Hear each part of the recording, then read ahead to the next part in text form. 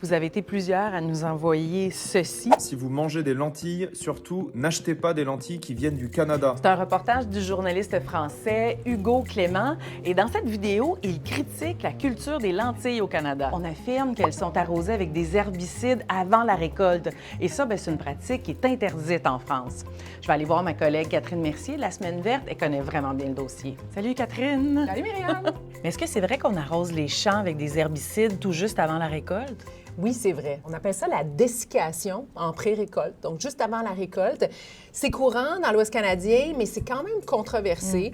Et c'est pas que sur les lentilles, hein. On va pulvériser le blé, l'avoine, le canola, d'autres légumineuses aussi comme les pois chiches. Donc, c'est assez répandu. Et ce qu'on veut faire, en fait, c'est amener toute la culture au même degré de maturité en même temps. Ça accélère les opérations au champ. L'enjeu, c'est que en Europe, la dessiccation en pré-récolte, c'est une pratique qui est interdite. Donc, Myriam, les agriculteurs français sont vraiment très fâchés de voir que ces lentilles-là sont vendues chez eux.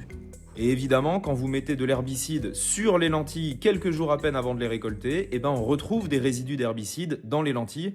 On les a fait analyser en laboratoire. C'est vrai que c'est cette pratique-là qui laisse le plus de traces dans l'alimentation. Effectivement, ça a été prouvé. Mais c'est complexe parce que les échantillons qui sont testés respectent les limites maximales, autant en Europe qu'au Canada. Oui, il faut savoir aussi qu'au fil des ans, ces limites-là, elles ont été augmentées. On a haussé les limites à la demande de l'industrie en Europe et il y a des efforts en ce sens au Canada aussi.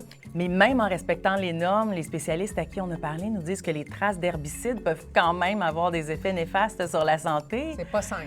Mais je me dis que les lentilles, c'est bon pour la santé, c'est rempli de fibres, de protéines.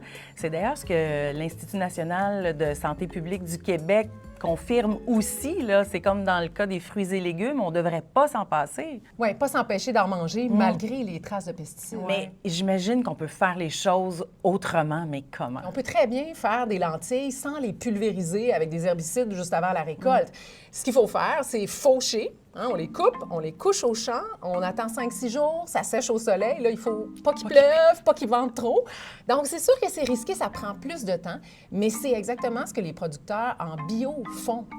Donc, si on veut manger en évitant les pesticides, il faut se tourner vers des produits bio, mais ils sont souvent plus difficiles à trouver, souvent plus chers aussi. Ouais. Mais de façon générale, je trouve que c'est difficile de faire des choix éclairés. Je te dirais, Myriam, que c'est dommage parce que ça fait des décennies que cette pratique-là a cours, les herbicides juste avant la moisson.